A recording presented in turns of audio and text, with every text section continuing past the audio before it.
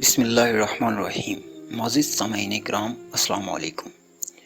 پیارے دوستو، مسلمان ہونے کے ناطے ہمارا اس دن پر یہ ایمان ہے جس دن ہر زندہ چیز کو فنا ہو جانا ہے اور اللہ کی ذات کے سوا کوئی بھی ذات باقی نہیں رہے گی۔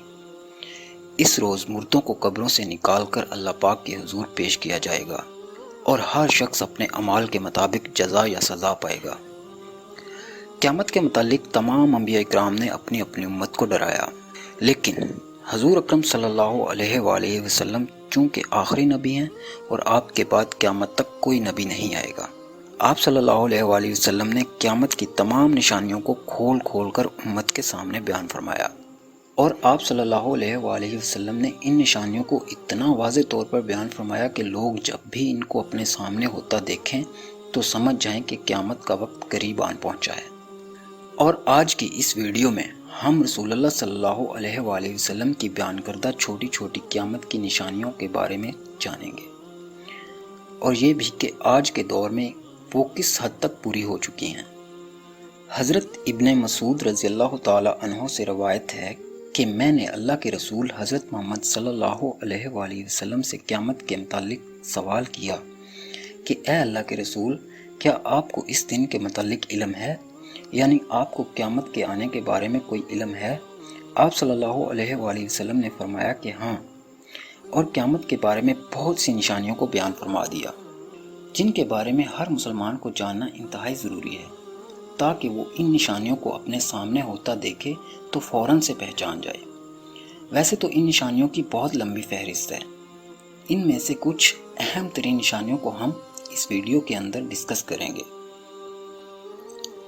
اللہ کے رسول صلی اللہ علیہ وآلہ وسلم نے جو پہلی نشانی قیامت کے متعلق بیان فرمائی وہ یہ تھی کہ آخری وقتوں کے اندر بچے غصے سے بھرے ہوں گے، یعنی غصے کے اندر وہ اپنے ماں باپ بڑے بزرگوں کا احترام بھول جائیں گے۔ پھر فرمایا کہ تیزابیت سے بھری جلا دینے والی بارشیں ہوں گی، برے لوگوں کی کثرت ہوگی، لوگ بے ایمان اور ناقابل اعتبار لوگوں پر بھروسہ کریں گے، یعنی قابل اعتماد لوگوں کو جھوٹا سمجھیں گے، جس کا اندازہ ہم دنیا کے لیڈرز کی طویل فہرست کو دیکھ کر لگا سکتے ہیں۔ یعنی آج ہمارا میڈیا جھوٹے لوگوں کو سچا اور سچے لوگوں کو جھوٹا دکھا کر ہمیں بیوقوف بناتا ہے۔ اس کے بعد آپ صلی اللہ علیہ وآلہ وسلم نے فرمایا کہ لوگوں کے درمیان مواصلات مسلسل بڑھ جائے گی۔ اس کے لیے آپ صلی اللہ علیہ وآلہ وسلم نے لفظ مواصلات کا استعمال کیا۔ آپ صلی اللہ علیہ وآلہ وسلم نے فرمایا کہ لوگ دنیا کا حال گھروں میں رہ کر جانیں گے، لیکن ان کو اپنے پاس رہنے والے ہمسائے کی خبر نہیں ہوگی، جس کا مشاہدہ ہم اپنی روزمرہ زندگی میں کر رہے ہیں۔ خاص کر شہری زندگی میں لوگوں کو خبر تو پوری دنیا کی ہوتی ہے، لیکن ہمسائے کا کوئی پتہ خیال نہیں ہوتا۔ اس کے بعد آپ صلی اللہ علیہ وآلہ وسلم نے فرمایا کہ تم دیکھو گے دنیا پر منافق لوگ حکومت کریں گے، دنیا کے بدترین لوگ مارکیٹ پر قابض ہو جائیں گے، اور آج ہم سب لوگ جانتے ہیں کہ دنیا کا تمام بینکنگ سسٹم یہودی چلا رہے ہیں۔ اس کے علاوہ بڑے بڑے مالیاتی ادارے جیسے کہ ورلڈ بینک اور IMF وغیرہ بھی انہی کے کنٹرول میں ہیں، جن کی بدولت یہ پوری دنیا کے معاشی نظام کے اندر اپنی جڑوں کو پھیلائے رکھتے ہیں اور کسی بھی وقت ان کو معاشی طور پر تباہ کر سکتے ہیں۔ اس کے بعد آپ صلی اللہ علیہ وآلہ وسلم نے فرمایا کہ تم دیکھو گے کہ مسجدیں انتہائی خوبصورت ہوں گی، انہیں انتہائی خوبصورت پتھروں اور کارپیٹ اور دنیا بھر کی خوبصورتی سے سجایا جائے گا کہ لوگ دیکھتے ہی رہ جائیں، لیکن لوگوں کے دل عبادت سے خالی ہوں گے، وہ بغیر خشوع و خضوع کے نمازیں پڑھیں گے، کیونکہ ان کے دل مسجدوں کی آرائش کو دیکھ کر ان پر ٹھہر جائیں گے۔ اب آپ اس بات کا فیصلہ کریں کہ کیا آج کے دور میں ایسا نہیں ہو رہا؟ کیا دنیا بھر کی مسجدیں عبادت کی بجائے خوبصورتی کے معیار پر نہیں بنائی جا رہی؟ خاص طور پر عرب ممالک کے اندر یہ ہمیں بہت زیادہ دیکھنے کو مل رہا ہے۔ آپ صلی اللہ علیہ وآلہ وسلم نے فرمایا کہ آخری وقتوں کے اندر مومن ایک بدصورت بکری سے بھی زیادہ ذلیل کیے جائیں گے، جیسے ان کی کوئی اوقات نہیں۔ اور آج ذرا عرب ممالک کی حالت پر نظر ڈالیں، کیا مسلمان ممالک پر ظلم کر کے انہیں ذلیل نہیں کیا جا رہا؟ اس کے بعد آپ صلی اللہ علیہ وآلہ وسلم نے فرمایا کہ تم بڑے پیمانے پر ہم جنس پرستی دیکھو گے۔ جی ہاں، وہی ہم جنس پرستی جس کو یورپی ممالک کے اندر باقاعدہ قانونی حیثیت دے دی گئی ہے اور مسلم ممالک کو بھی اسے اپنانے پر مجبور کیا جا رہا ہے۔ اس کے بعد اللہ کے رسول صلی اللہ علیہ وآلہ وسلم نے فرمایا کہ تم دیکھو گے کہ جوان لوگوں کے پاس بے تحاشا دولت ہوگی۔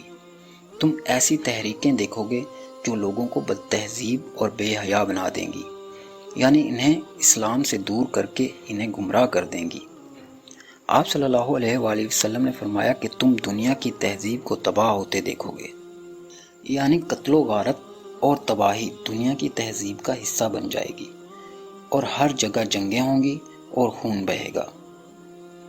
آپ صلی اللہ علیہ وآلہ وسلم نے فرمایا کہ موسیقی کے آلات ان کے سروں پر ہوں گے۔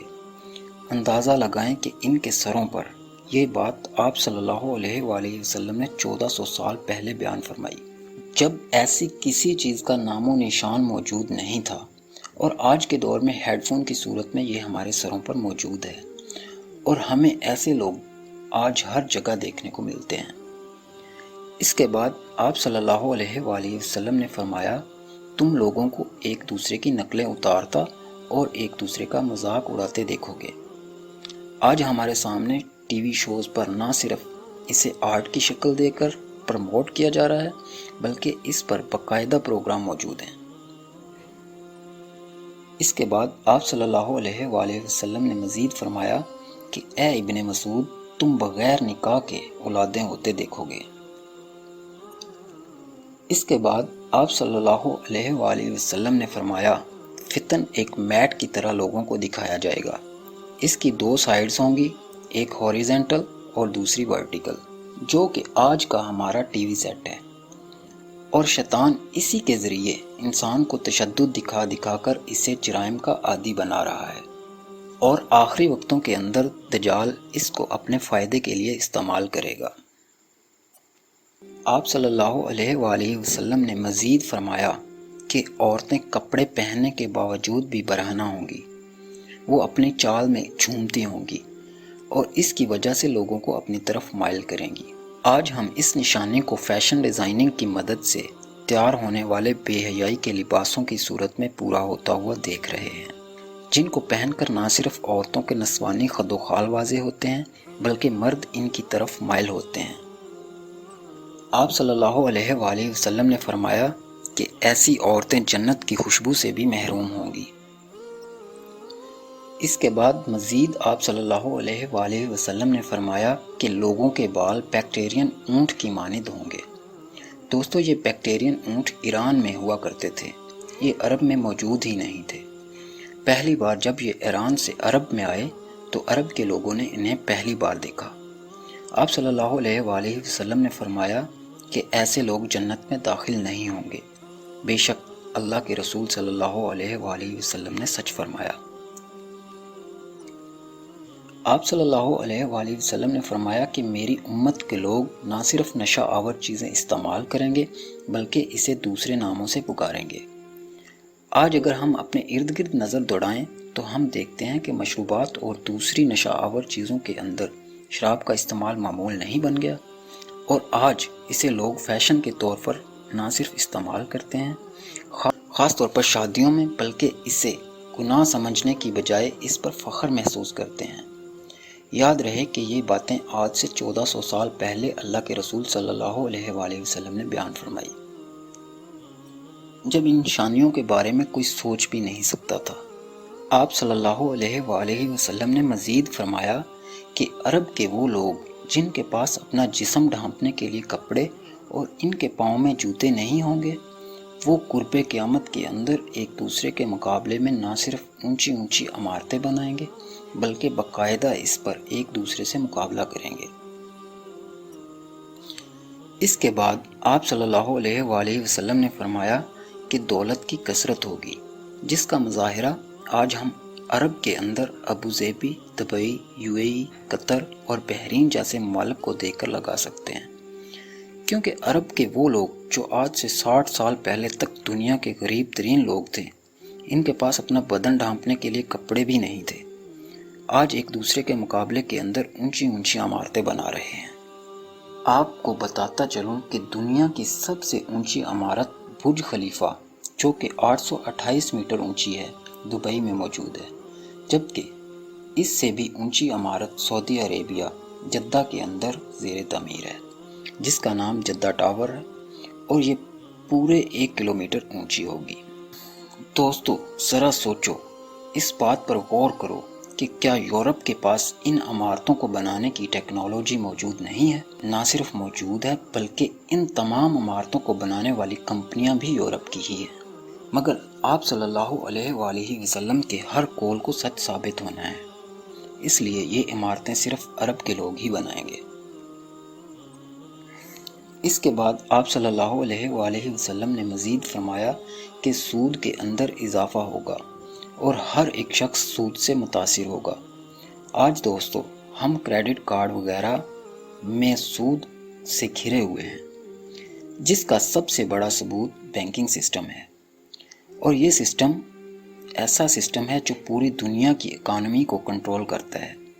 اس لیے اللہ کے رسول صلی اللہ علیہ وآلہ وسلم نے سود سے منع فرمایا، لیکن یہ بھی بتایا کہ آخری وقتوں کے اندر لوگ اس سے گھرے ہوں گے اور بہت کم لوگ اس سے بچنے کی کوشش کریں گے۔ اس کے بعد آپ صلی اللہ علیہ وآلہ وسلم نے فرمایا کہ آخری وقتوں کے اندر لوگ پڑھے لکھے ہوں گے لیکن پھر بھی جاہل ہوں گے۔